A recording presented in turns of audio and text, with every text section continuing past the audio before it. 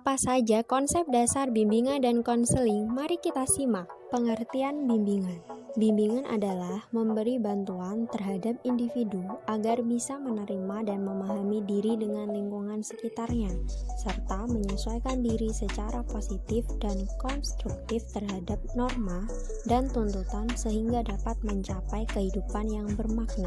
Pengertian konseling. Konseling adalah hubungan pribadi yang dilakukan secara tatap muka antara dua orang, di mana konselor melalui hubungan itu dengan kemampuan-kemampuan khusus yang dimilikinya menyediakan situasi belajar untuk membantu konseli memahami diri sendiri, keadaannya sekarang, dan kemungkinan keadaannya di masa depan yang dapat ia ciptakan dengan menggunakan potensi yang dimilikinya demi untuk kesejahteraan pribadi maupun masyarakat.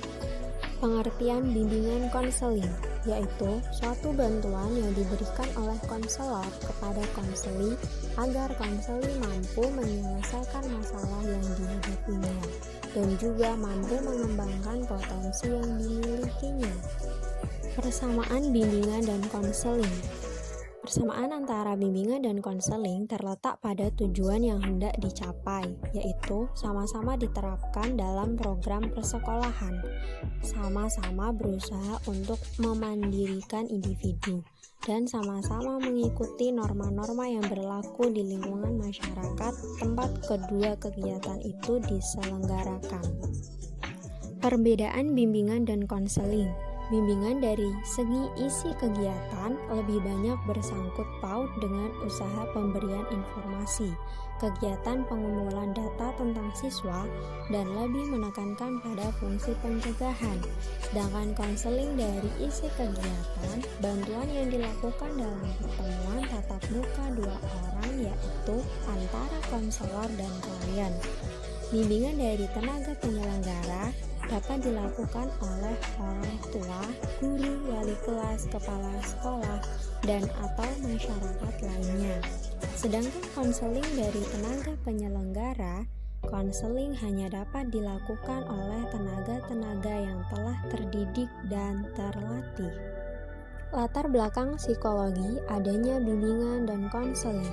Latar belakang psikologi dalam BK memberikan pemahaman tentang tingkah laku individu yang menjadi sasaran atau klien. Hal ini sangat penting karena bidang garapan bimbingan dan konseling adalah tingkah laku klien, yaitu tingkah laku yang perlu diubah atau dikembangkan untuk mengatasi masalah yang dihadapi. Latar belakang dari segi psikologis menyangkut masalah perkembangan individu, perbedaan individu, kebutuhan individu, penyesuaian diri, serta masalah belajar. Latar belakang sosial budaya adanya bimbingan dan konseling. Latar belakang sosial budaya menunjukkan pentingnya gambaran aspek-aspek sosial budaya yang mewarnai kehidupan seseorang. Aspek sosial budaya inilah yang membentuk individu selain dari faktor pembawaan. Tepatlah jika landasan ini menjadi bahan pertimbangan dalam memberikan pelayanan bimbingan dan konseling. Latar belakang pedagogis adanya bimbingan dan konseling. Bimbingan belajar mempunyai peranan yang amat penting dalam pendidikan, yaitu membantu setiap pribadi anak didik agar berkembang secara optimal dan berhasil dalam kegiatan pembelajaran.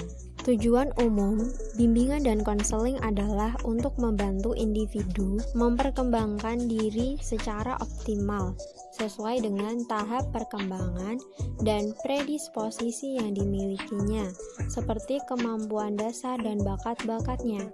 Berbagai latar belakang yang ada seperti latar belakang keluarga, pendidikan, status sosial ekonomi, serta sesuai dengan tuntutan positif lingkungannya.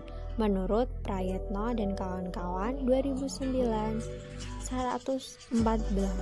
Sedangkan tujuan khusus antara lain merencanakan kegiatan penyelesaian studi, perkembangan karir serta kehidupan peserta didik di masa yang akan datang, mengembangkan seluruh potensi dan kekuatan yang dimiliki peserta didik seoptimal mungkin, menyesuaikan diri dengan lingkungan pendidikan dan lingkungan masyarakat, mengetahui hambatan dan kesulitan yang dihadapi peserta didik dalam studi penyesuaian dengan lingkungan pendidikan dan masyarakat menurut Balitbang tahun 2006-16. Asas-asas bimbingan dan konseling menurut Prayetno, yaitu asas kerahasiaan, kesukarelaan, keterbukaan, kekinian, kemandirian, kegiatan, kedinamisan, keterpaduan, kenormatifan, keahlian, ahli tangan, dan tuturi hendayani.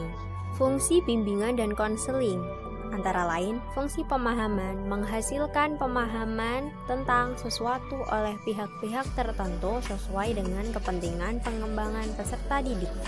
Fungsi pencegahan, menghasilkan tercegahnya atau terhindarnya peserta didik dari berbagai permasalahan yang mungkin timbul sehingga dapat mengganggu, menghambat, ataupun menimbulkan kesulitan, kerugian-kerugian tertentu dalam proses perkembangannya. Fungsi pengentasan, membantu memecahkan masalah-masalah yang dihadapi oleh klien atau peserta didik, baik dalam sifatnya, jenisnya, maupun bentuknya.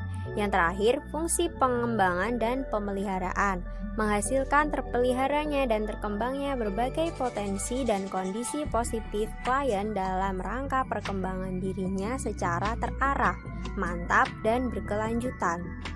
Prinsip bimbingan dan konseling secara umum sebagai gambaran umum kegiatan bimbingan terhadap klien, sedangkan prinsip khusus yang menggambarkan langsung berkenaan dengan permasalahan klien atau sasaran layanan atau peserta didik. Orientasi bimbingan dan konseling dari segi perorangan menitik beratkan pada klien secara individu. Perkembangan menitik beratkan pada perkembangan klien. Permasalahan menitik beratkan pada hambatan dan rintangan yang menghambat perkembangan klien. Sekian, terima kasih. Semoga bermanfaat.